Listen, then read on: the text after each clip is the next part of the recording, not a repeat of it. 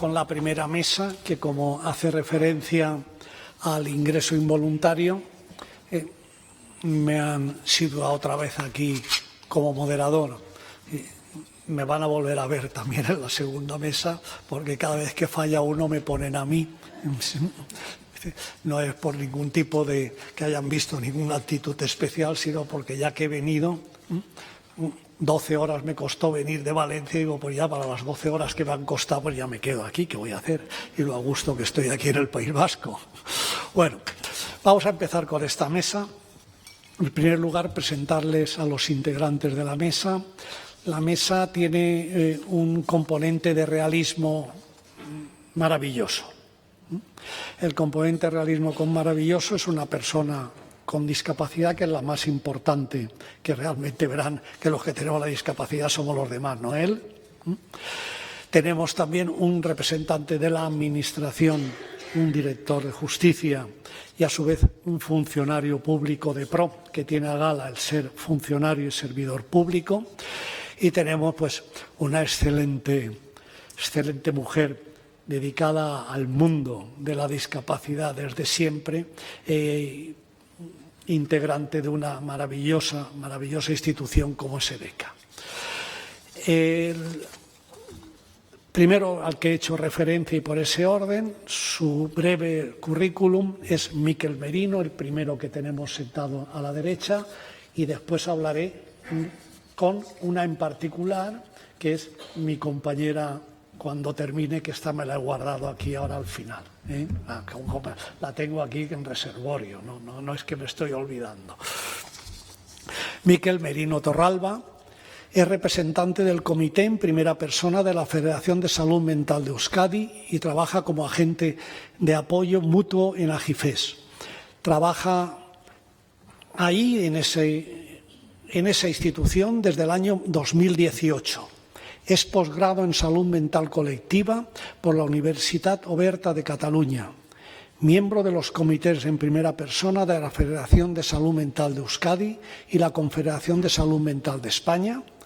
Ha participado en representación del Comité en primera persona de Salud Mental en el grupo de contraste para la Guía de Planificación Compartida de la Atención a la Salud Mental, elaborada por la Osakidetza del Departamento de Salud, y es miembro de la Mesa Interinstitucional para la Erradicación del Estigma de las Personas con Problemas de Salud Mental, liderada por el Departamento de Salud en representación del Comité en primera persona de Salud Mental de Euskadi. La fiscal me la guardo para el final. José María Bastos Marzal. Es desde agosto del 2024 director de Justicia en el Departamento de Justicia y Derechos Humanos del Gobierno vasco. Es jurista del Cuerpo Superior de Técnico de Instituciones Penitenciarias en el Centro Penitenciario Puerto 1 desde 1993 a 1995 y en el Centro Penitenciario de Nanclares de Oca hasta 2011. Desde esa fecha, subdirector de tratamiento en el nuevo Centro Penitenciario de Araba. En 2021, tras la transferencia a Euskadi de las competencias en materia de ejecución penal, es responsable del programa de análisis e inspección de centros penitenciarios en la Dirección de Justicia del Gobierno vasco. Y finalmente es formador de las promociones de los cuerpos de ayudantes y técnicos y técnicas en la Escuela Superior de Estudios Penitenciarios de la Secretaría General de Instituciones Penitenciarias, así como del personal interino de los cuerpos penitenciarios de la Comunidad Autónoma Vasca.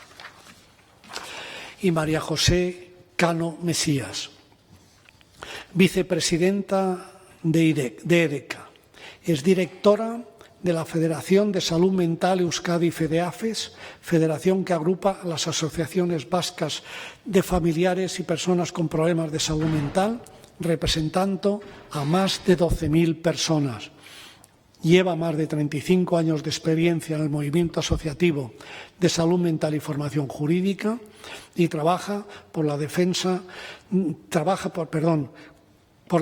de los derechos de las personas con problemas de salud mental y sus familias, así como de las políticas públicas en salud mental. Y ahora mi compañera Catalina. Catalina Pedrero Redondo es de tal sencillez y de tal eficacia dentro de la carrera fiscal que su bonomía raya a veces lo increíble. No me quiere dar, ni me ha querido dar, ni un solo momento nada sobre su currículum. Y hay que decirlo en que esa sencillez que dista tanto de la simpleza es la que le reviste.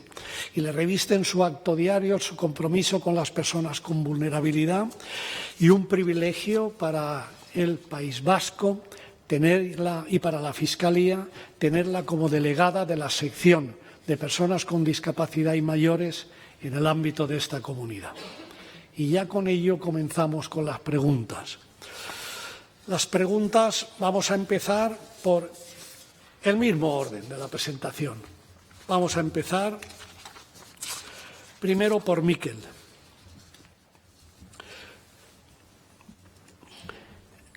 ¿Tú cómo intervendrías ante las situaciones difíciles en las que ves que se encuentran las personas en un momento de la salud mental gravemente afectada? ¿Qué intervenciones tú crees que serían las adecuadas? Vale, bueno, en primer lugar, mostrar mi rechazo al protocolo adicional del Convenio de Oviedo, que, como bien saben, bueno, aboga por los ingresos involuntarios sin atender a las particularidades o casuísticas de las personas, la coerción y la sobremedicación, ¿no?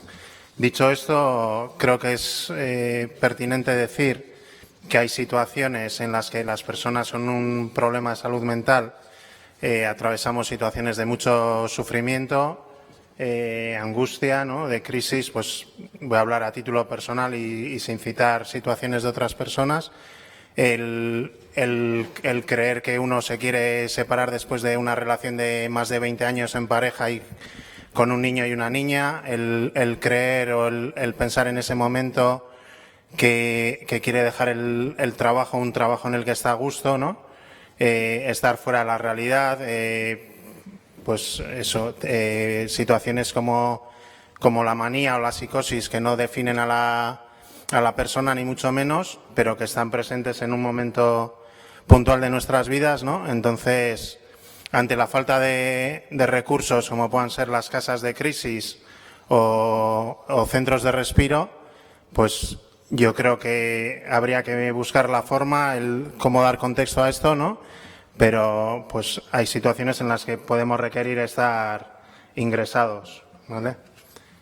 He dicho eso, pues he hablado de manía, de psicosis, situaciones que en ningún caso definen a las personas con problemas de salud mental, que se puede recuperar uno de esas situaciones, ¿no? Y siguiendo con mi situación o con mi ejemplo, yo después de un diagnóstico de trastorno bipolar estuve trabajando 13 años como policía municipal sin que interfiriera ni fuera un hándicap para mi devenir diario, ¿no? Un poco por transmitir un mensaje de esperanza y resaltar que la recuperación no es que sea posible, sino que es un hecho. Muy bien, muchas gracias. Se evidencia que la reclusión como método de cuidado genera la castración definitiva de la vida de aquellas personas a que se le practica, y lo tenemos. Yo sigo y he seguido trabajando como policía y no ha ocurrido nada, no obstante tener cualesquiera momentos en una situación de un trastorno como consecuencia de cualquier bipolaridad que se pueda sufrir. Una evidencia más de qué es lo que significa el ingreso involuntario. Catalina, en el ámbito de la carrera fiscal se interviene en el orden civil, en el orden penal. Hay ingresos en el orden civil e ingresos en el orden penal. ¿Cómo describirías tú la diferencia entre ellos o qué es lo que has percibido tú entre unos y otros tipos de ingresos? Bueno, a ver, no es que sean, evidentemente son distintos tipos de ingresos. Yo lo que... ¿Qué es aquí? Si es que... Ahora sí. Vale. Bueno, lo que me refería, o lo que quiero decir, evidentemente los ingresos en el orden penal son propios del derecho penal. Los de carácter civil, evidentemente, es una obviedad, son de carácter civil. ¿Cuál es la nota o lo que yo pongo el acento? Quizá como fiscal, que intervenimos en todas las jurisdicciones, cuando estamos en el servicio de guardia. En el servicio de guardia, que es una naturaleza, es una jurisdicción penal, fuera de horas de audiencia, los jueces tienden su jurisdicción a otros ámbitos. Es el caso en este supuesto cuando tienen que ratificar, mejor dicho, estos internamientos de carácter civil. Pero al margen de eso, yo sí que quiero hacer hincapié, y me ha encantado escuchar a Miquel, porque vengo reclamando hace mucho tiempo ese aspecto, y es que en el ámbito de la guardia, en los internamientos al margen civiles, al margen de lo que son propiamente ya la ratificación, porque el juzgado especialista está fuera de los horarios de audiencia, cuando nos vienen las personas detenidas, muchas veces nos vienen con una situación que están de agitamientos, están descompensados, vienen de la mano de la posible comisión de un delito, generalmente de violencia doméstica, en el 98% de los casos, diría yo. En esos casos, cuando ya se produce, les trasladan a las unidades de psiquiatría. Las altas, evidentemente, tienen el carácter sanitario y además tienen que estar ese carácter civil.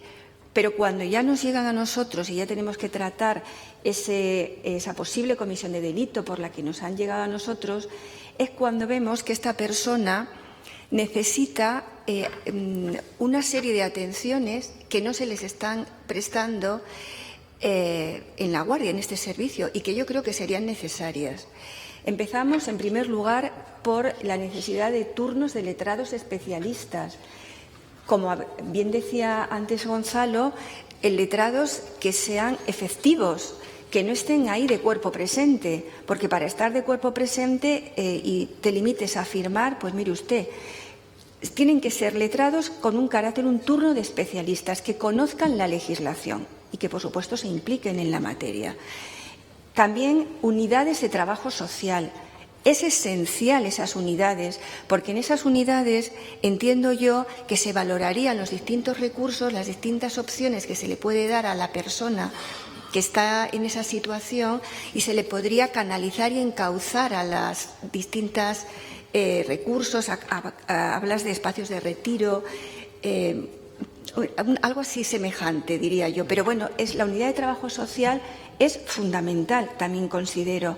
Los grupos de esfuerzos y cuerpos de seguridad del Estado, que también se creen unidades especializadas en esta materia. Hay muchas veces que nos vienen personas que están en esa situación, que han tenido esa situación de agitación y que nos redactan, han sido golpeados y que nos redactan atestados. Esto es objeto de otra discusión. Pero de la misma manera que también le pueden dar al médico o a la enfermera y no se levanta un atestado, aquí también entiendo que no se debería levantar un atestado, sino más bien un acta. Es decir, habría que diferenciar los casos, pero lo traigo a colación por la necesidad, entiendo yo, de crear esos cuerpos, unidades dentro de las policías locales, de la Ertzaintza, Policía Nacional o cualesquiera que sean. Y una de las consecuencias es en la ley, en el Código Penal, se introdujo en la reforma del 2015 un artículo que era el artículo 48 en la letra I, que es la prohibición de la medida cautelar de acudir a determinados lugares, una prohibición de acercamiento a la víctima. Ese doble párrafo que se añadió, literalmente, lo voy a leer, me van a permitir, voy a ser muy breve, no quiero extenderme porque vamos muy mal de tiempo, y se añadió para los casos que se apreciara discapacidad intelectual o discapacidad que tuviera su origen en un trastorno mental. Dice que se estudiará el caso concreto a fin de resolver teniendo presente los bienes jurídicos a proteger y el interés superior de la persona con discapacidad, que en su caso habrá de contar con los medios de acompañamiento y apoyo precisos para el cumplimiento de la medida. ¿Qué medios y qué casos? Entiendo que serían medios de carácter sociosanitario, en coordinación con estos equipos especializados de fuerzas y cuerpos de seguridad. No existen. Si no existen, ¿para qué adoptamos, para qué se ha introducido esa modificación? Si está vacía de contenido, seguimos aplicando medidas cautelares a personas que van a acabar porque se observa claramente que el alta, en muchos de los casos, ha sido precipitada. La crónica de un internamiento involuntario está garantizada, la comisión de un nuevo delito, porque si va acompañada de una orden de alejamiento de la familia, que las familias están desbordadas y por mucho amor que se les quiera dar en su casa, que a veces retiran las órdenes, otras no, se les acoge otra vez y no son los lugares donde tienen que estar. Tienen que ir a unidades de centro, medio estancia, donde se les pueden aplicar esos tratamientos que necesitan. Porque las familias tenemos que ser, y esto lo quiero subrayar porque me sucedió en la Guardia de Diciembre. Lo suelo ver, pero en aquel caso, digo, aquí ya, aprovechando de que había que venir, digo, hay que ponerlo de relieve. Las familias paren misericordia con esos hijos y con esos familiares. Están desbordados, carecen de medios.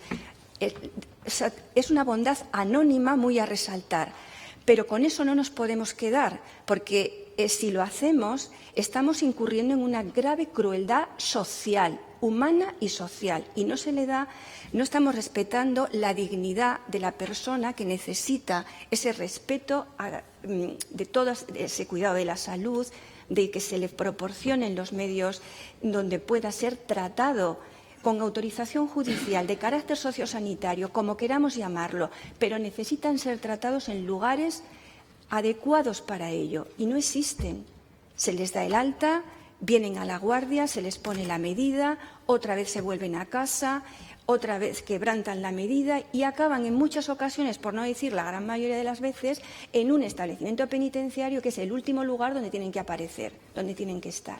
Es decir, es un problema que yo creo que debemos reflexionar sobre ello y hay que darle solución. Por eso, cuando te he oído hablar de la necesidad de crear esos espacios de retiro y de casos para atender esos casos de crisis, pues no tengo por menos que aplaudirte. Es lo que yo puedo decir, así de una manera breve, por decir nada más. Pasamos ahora a José María, que con la especial situación de director general y previamente de haber trabajado tantos años en el ámbito penitenciario como formador y como servidor público, en el concreto ámbito del ingreso involuntario, en donde se da esa circunstancia de esa ausencia de capacidad para consentir por sí mismo, la idea de la labor del facilitador, ¿cómo la entiendes tú desde esa perspectiva? Gracias. Bueno, en el plan de acceso a las personas con discapacidad, siguiendo las previsiones del plan, se llevó a cabo un contraste con las personas, precisamente con las entidades que representan a las personas con discapacidad.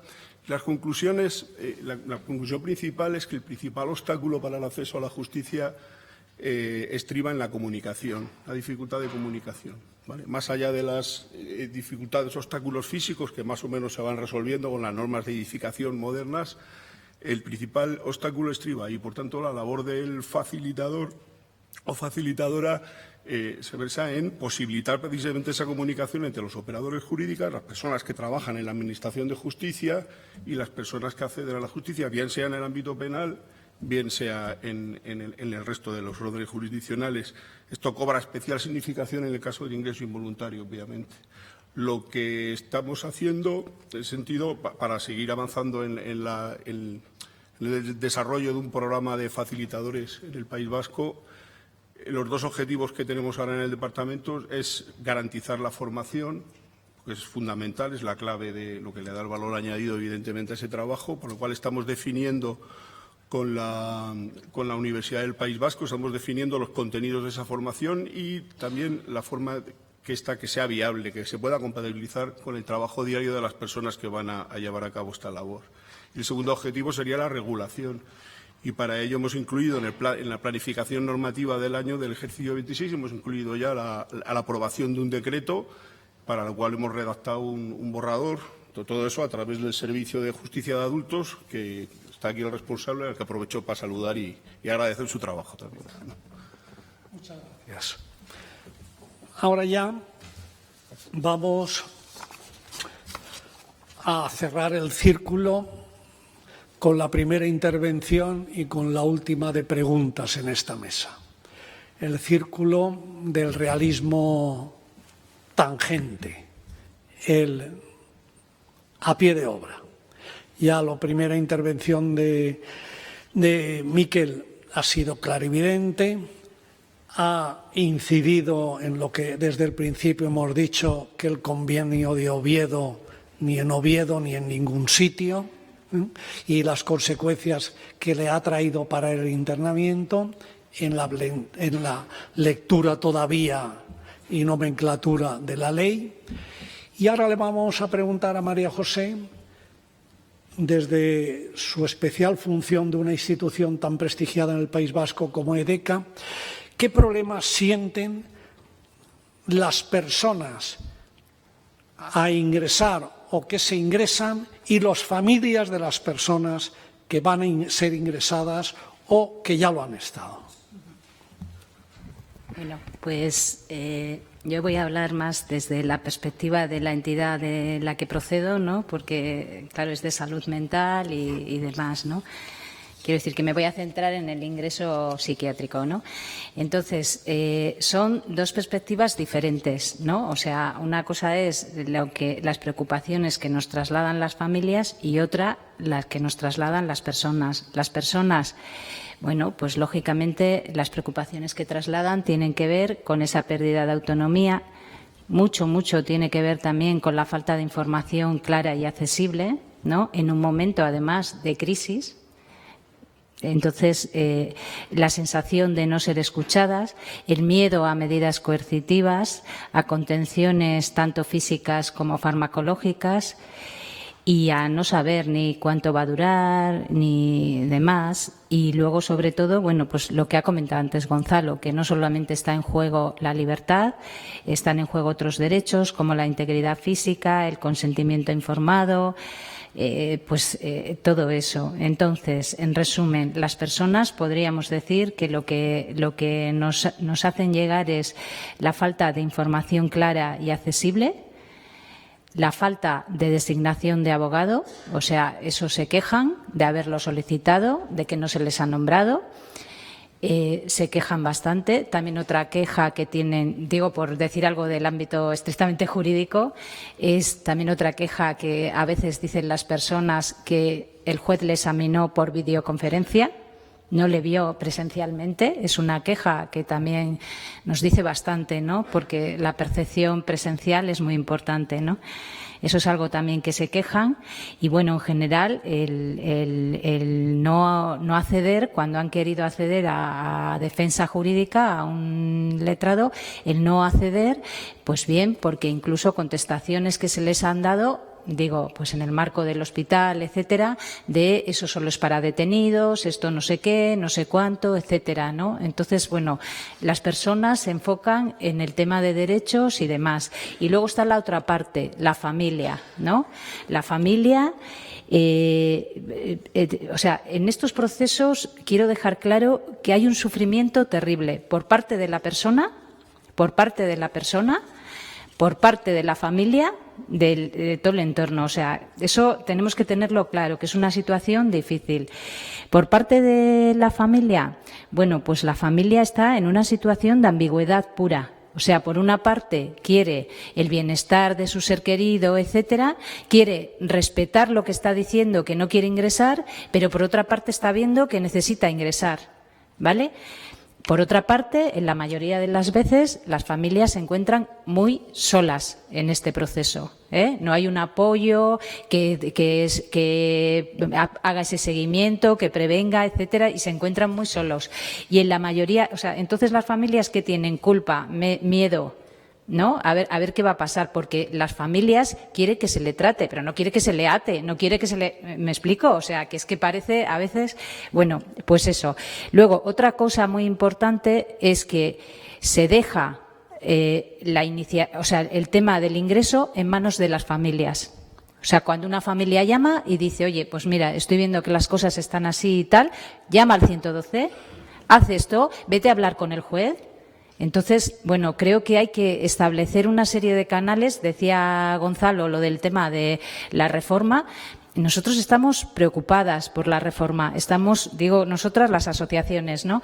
Estamos preocupadas porque creemos que tiene que haber unas medidas, unos medios sociosanitarios para que esto realmente lleve un cauce adecuado. Es decir, en definitiva, a las familias se les deja con la carga de tomar la iniciativa sin ningún apoyo de ningún tipo, con esa sensación de hago bien si llamo ahora, si llamo más tarde, si tal.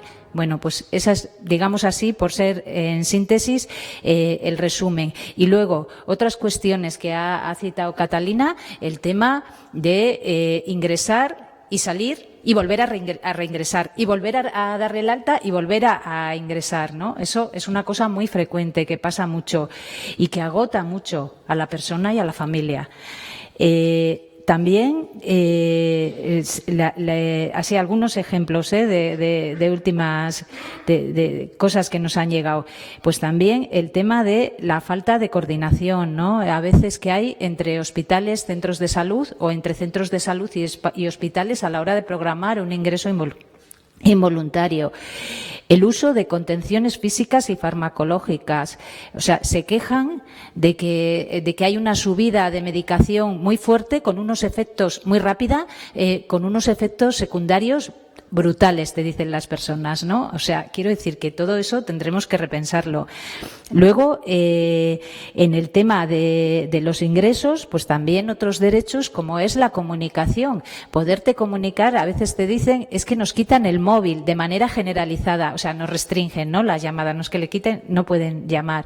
Entonces dice, cuando tú estás enfermo, te dicen, lo que quieres es que te llame la gente que quieres, tus amigos, que te den ánimo y de tal, ¿no? Bueno, pues todo eso hay que darle una vuelta y hay que ver cómo se puede hacer, ¿no? Digo, por decir un poco el resumen muy resumido de lo que pasa, que es una situación de mucho sufrimiento, tanto para las personas como para las familias, y que se deja mucho peso en las familias y que el sistema tiene que ser más proactivo, ¿no? En ese sentido, y tenemos que ir a que estas situaciones que son tan difíciles que sean ágiles, ¿no? Si hay que tomarlas. Y luego otra cosa son las garantías que ha dicho Gonzalo y demás.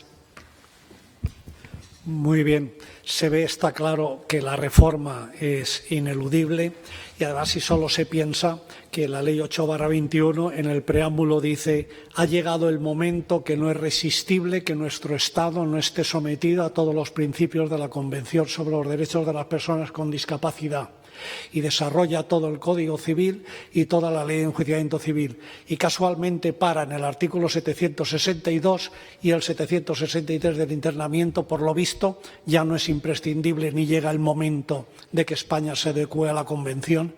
Esto no es soportable. Creo que esto no tiene sentido por las consecuencias que va trayendo consigo. Bueno, Miquel, continuamos contigo. Ya partiendo de esas situaciones difíciles que se dan y de la forma como tú has evidenciado que no deben de comportar la separación para nada del mundo real, del mundo efectivo e integrado de la persona que la sufre, ¿qué riesgos tú ves para el supuesto de que ante una situación de estas difíciles que tú denominas no se intervenga? Vale. Ligado a ese mundo real y efectivo del que hablas, me parece que muchas veces tenemos en el ideario, ¿no? Y se utiliza riesgo para la propia persona, riesgo para los demás. Yo llevo 25 años conviviendo con mi problema de salud mental. Nunca he sido un riesgo para los demás ni para mí mismo, pero sí ha habido situaciones en las que el riesgo de no intervenir estaba ahí y era real, era patente, de poner en riesgo mi patrimonio emocional. ¿Qué quiero decir con esto? he podido poner en riesgo mi relación de pareja, he podido poner en riesgo o afectar a mi relación de familia, a mi relación de amigos, porque no estaba bien, no estaba compensado en ese momento, y el estar interactuando socialmente a mi libre albedrío no me beneficiaba, no era la mejor versión de mí mismo en ese momento. Entonces, bueno, como decía Catalina, de las alternativas al ingreso, ¿no?, y cómo se hace cargo la familia. Yo hace 6 años tuve la primera crisis, estuve en casa de mi padre un mes, y la familia no es, mi padre no es ni sanitario ni policía, y no sabía ejercer ni de una forma ni de otra, y el sitio donde tenía que haber estado yo, me duele aceptarlo o no, no era en casa de mi padre, y eso me he dado cuenta a toro pasado, ¿no?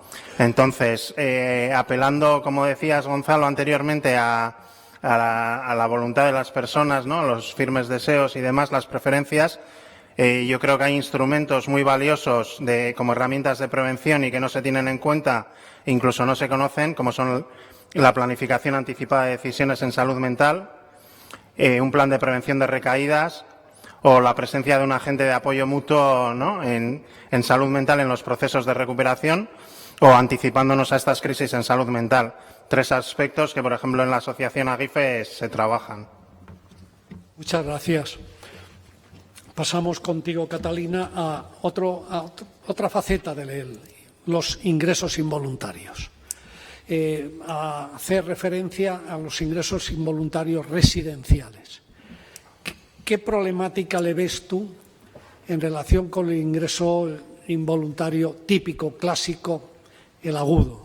A ver, yo lo que veo ahí es la necesidad imperiosa de una regulación clara, pero que no deje que no haya ningún tipo de fisura, porque lo que observamos en este momento es que el ingreso residencial, que es necesario porque la persona, bien porque ingresa porque no tiene en ese momento, bueno, pues no tiene la capacidad para decidirlo ella, tampoco lo ha previsto, e incluso aunque lo hubiera previsto, es necesario, si se da esa circunstancia, que el juez ratifique, autorice ese ingreso, en este caso, en estos casos. Lo que yo sí observo es la diversidad de tratamiento que tenemos en los juzgados. Hay juzgados que esos ingresos los autorizan sin ningún tipo de problema, otros te los condicionan a que en un plazo muy concreto, que no es el plazo legal, puesto que hay una confusión con lo que son otro tipo de procedimientos, que es un tema un poco farragoso porque es procedimental, pero en líneas generales lo condicionan a que se adopte en un plazo que no es el que corresponde medidas de apoyo, cuando muchas veces las personas que están ingresando vienen traídas por su familiar porque en su casa ya no pueden estar y el apoyo lo tienen, es extrajudicial, pero se sigue confundiendo asombrosamente y a día de hoy el hecho de que ya sea porque los apoyos pues que sean voluntarios, que los hayan especificado, que sean extrajudiciales en cualquier caso, pues con la necesidad de establecer de que nosotros solicitemos esas medidas de apoyo y no es necesario, con lo cual en ese plazo, si no los hemos interpuesto, lo quedan sin efecto y nos obligamos a ir a la audiencia. Entonces, en definitiva, estamos sujetos a la decisión de cada juzgado. Es verdad que la jurisprudencia es fuente de derecho, pero hay que integrarla con otras fuentes también. De tal manera que yo lo que reclamo, porque creo que es necesario, es una legislación clara en ese sentido, que establezca cuándo procede y qué requisitos son necesarios. Y ya está. Cuando hay una regulación clara, la duda se despeja. Verán que seguimos con que no se puede trabajar desde la inseguridad jurídica, un derecho fundamental como es la libertad. Todos los que intervienen aquí, nadie sabe realmente qué es lo que va a ocurrir, cómo va a ocurrir y en qué momento te va a afectar. Esto de lo de que las resoluciones judiciales tienen que ser medianamente previsibles y que las leyes tienen que ser lo suficientemente claras para saber las consecuencias de su incumplimiento, que es la base de la seguridad jurídica, no existe en este ámbito. Y esto lo evidencia desde Miquel en su situación y las necesidades que hay, porque la necesidad es que el soporte es, detrás de todo esto está el problema sanitario. Es que es un tema sanitario y que tiene que tener un control constitucional, especialmente en supuestos excepcionales, como lo está con la Ley de Autonomía del Paciente, pero no un control judicial que es inexistente su funcionamiento, no es intenso como la ley lo exige y que comporta unas lagunas tremendas que tienen que estar suplidas por el Tribunal Constitucional constantemente.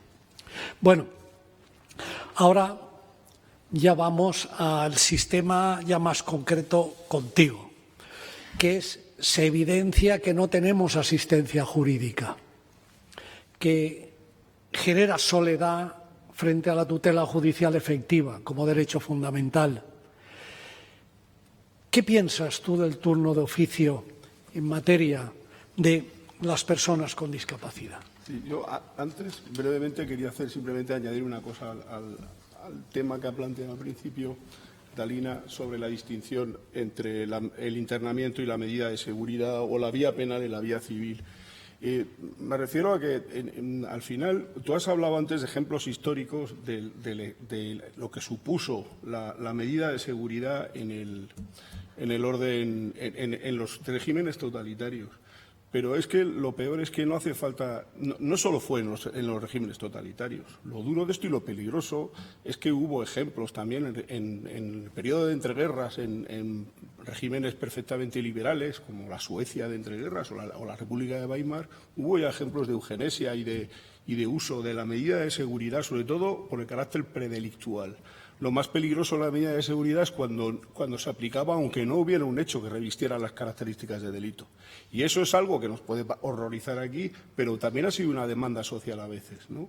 En el sentido de qué tiene que pasar para que una persona le ingrese. ¿Es que tenemos que esperar a que se cometa un delito para que una persona le ingrese? No podemos esperar a que se cometa un delito para intervenir, pero sí desde luego, para privarle del más elemental de los derechos. Entonces, yo digo todo eso por la necesidad de evitar que el ingreso involuntario se convierta en una forma de aplicación de medidas de seguridad predelictual, porque existe ese riesgo y tenemos ejemplos históricos y en la época que estamos ahora mismo no estamos como para arriesgarnos en ese sentido. Y eso lo relaciono con la pregunta de la intervención del turno de oficio de las personas discapacitadas, porque es fundamental en ese sentido que se respeten las garantías de la persona. El plan de acceso también preveía la constitución de una comisión para valorar eso. Yo, aun a riesgo de que me digan eso de acusarme de aquello que decía Napoleón, de que cuando quieres eternizar un problema crea una comisión, cuando quieras resolverlo dicta un decreto, ¿no? Bueno, yo creo que no, que la comisión se ha creado y hemos tenido una primera sesión de contraste con personas, con representantes de las personas con discapacidad, con representantes también de los colegios de la abogacía y con personal del Gobierno vasco, el personal técnico de los servicios de apoyo a la justicia. Y las primeras conclusiones pues están claras. Las ventajas son todas y los retos se pueden superar. Yo creo que se pueden superar y bueno, pues ya hemos dado el primer paso para ello. Ahora lo tengo que hacer, pues si no, María José me mata. O sea,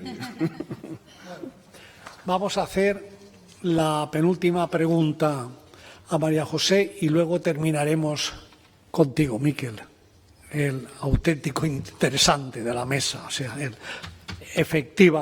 la efectiva persona que está en el entorno de lo que aquí estás tratando, como destinatario. ¿Qué podemos hacer para todo este ingreso involuntario que tanto estamos criticando para evitarlo? Sí, bueno, antes de contestar me vas a permitir que... Ay, perdón. Antes de contestar, que diga dos cositas que se me ha olvidado antes de las intervenciones. Una, respecto a lo que ha dicho Chema, efectivamente, el turno de oficio pues se analizó que era esencial y uno de los supuestos era el ingreso involuntario, el turno de oficio especializado, ¿no? Eso se analizó y es así. Y también la figura de la facilitación judicial, pues será importante. También es muy importante, y ya se lo hemos dicho a Chema, la formación que tenga la persona, ¿no? Y que conozca cada tipo de discapacidad, porque dentro de la discapacidad somos muy diferentes. Eso ya se trasladó. Y luego, respecto a lo que ha dicho antes Catalina, que llegan como que al final se levanta un atestado y tal. Es que se levantan atestados cuando hay un ingreso involuntario con unas contenciones. Se levanta un atestado. O sea, quiero decir que yo he visto que se levanta atestados cuando hay un ingreso involuntario que requiere, ¿no?, una contención y por lo que sea, yo qué sé, pues empujan o lo que sea, y he visto atestados así. Quiero decir que en el propio contexto del ingreso involuntario, ¿no?, que es un poco, pues bueno, yo ya he tenido conversaciones y demás de este tema, pero que eso también pasa en el mismo momento del ingreso, O sea, que para dejarlo un poco, que repensemos un poco todo. Y contestando a la pregunta que me ha dicho Gonzalo, ¿qué podemos hacer para evitar el ingreso involuntario? Bueno, pues la única manera que creo es aplicando un enfoque de derechos humanos. Hay que aplicar un enfoque de derechos humanos. ¿Qué significa esto? Esto significa que, bueno, pues que tiene que haber unos recursos, unas herramientas y profesionales preparados para poder abordar la situación de la crisis. Significa también una prevención y una proactividad del sistema. Estamos en un sistema reactivo. ¿Qué es reactivo? Que cuando hay una crisis actúa. ¿Antes actuamos? Pues yo creo que no. Esa es la visión que tenemos nosotros y es la visión que hemos hecho saber en todos los foros, ¿no? Y quiero decir, el enfoque de derechos es necesario. Si hacemos un enfoque de derechos, tenemos que ir a prevenir, tenemos que ir a ver cómo podemos, de qué manera podemos hacer para que una persona porque, a ver, puede ocurrir pues una casualidad, que una crisis sea de repente, pero eso es contado, o sea, ya se ve venir el tema. ¿Por qué no se actúa antes? Eso es la pregunta, ¿no? ¿Por qué no se actúa antes?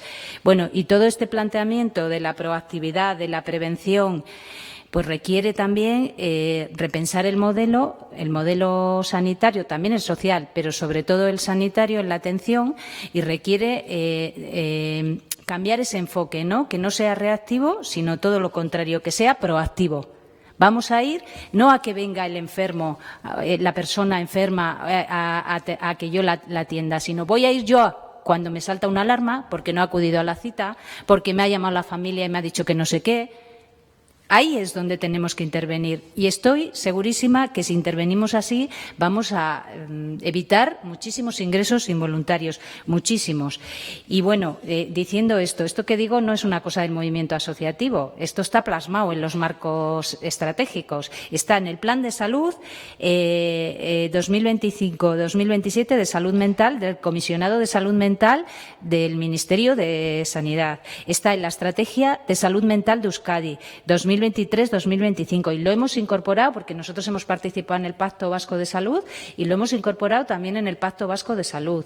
Entonces, ahora mismo hay una reflexión sobre todo esto derivada del pacto y yo creo que hay recepción de hacer esa mirada, ¿no? Que podemos avanzar en ese sentido y ahí tenemos que empujar todos. Para ello, ¿qué es necesario? Pues es necesario una atención domiciliaria, ¿no? Que no dejemos lo que decía, no seamos proactivos, vayamos a buscar a la persona.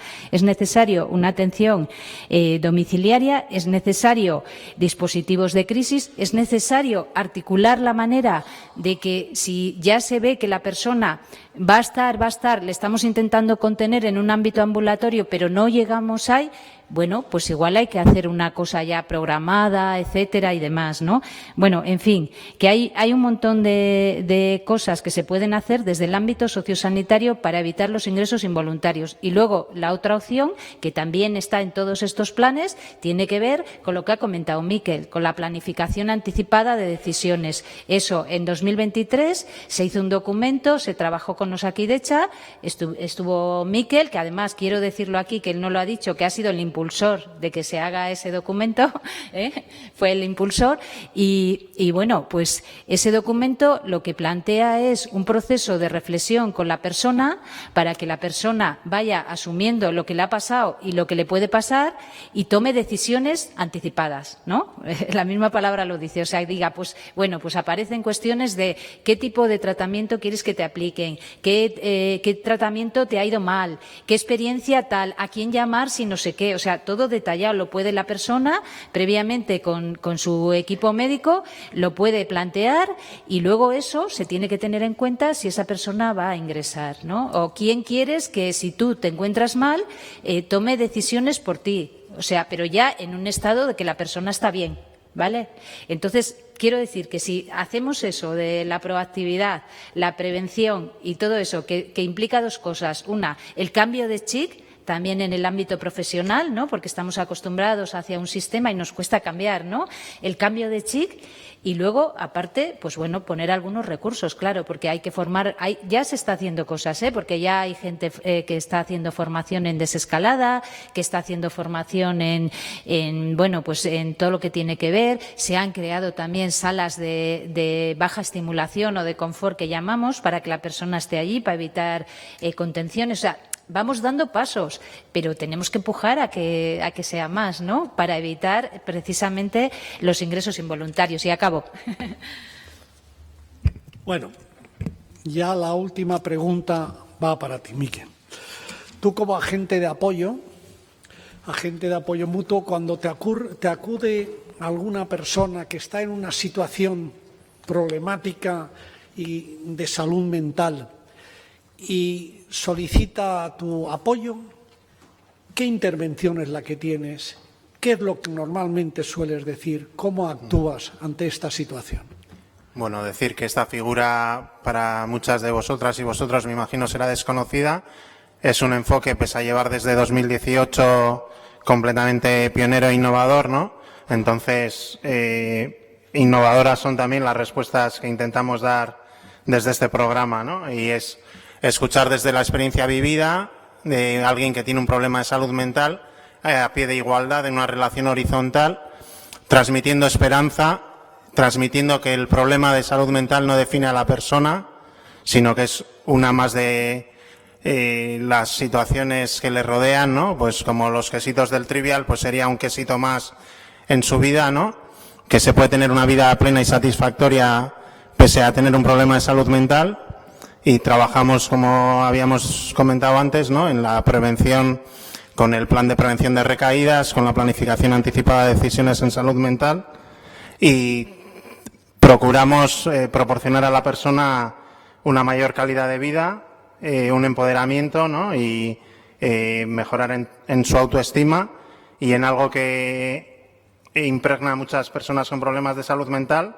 Trabajamos sobre ello, como es el autoestigma, ¿no? La autopercepción en relación al problema de salud mental. Todo eso intentamos hacer. Muy bien. Con esto finalizamos la mesa. Muchísimas gracias por su atención y sobre todo por el retraso.